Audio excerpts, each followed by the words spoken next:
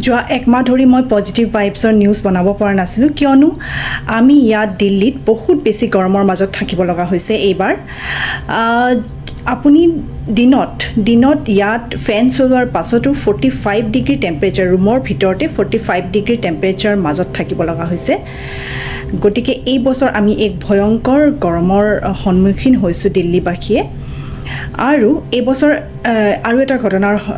সন্মুখীন হৈছোঁ সেয়া হৈছে এচি ব্লাষ্ট দিল্লীৰ বহু ঠাইত এচি ব্লাষ্ট হৈছে অভাৰহিটিঙৰ দ্বাৰা গতিকে এচিও বেছি সময় চলাই আমি গৰমৰ পৰা ৰেহাই পাব নোৱাৰোঁ আৰু যোৱা বছৰ দিল্লীৰ টেম্পাৰেচাৰ আছিলে 40 হাইয়েষ্ট টেম্পাৰেচাৰ আছিলে 46 ডিগ্ৰী কিন্তু এই বছৰ হাইয়েষ্ট টেম্পাৰেচাৰ হৈছে 52 ডিগ্ৰী গতিকে 6 ডিগ্ৰী সেলসিয়াছ বৃদ্ধি পাইছে আৰু আপুনি জানেনে পৃথিৱীৰ ভিতৰতে আটাইতকৈ হাইয়েষ্ট টেম্পাৰেচাৰ ক'ত ৰেকৰ্ড হৈছে সেয়া হৈছে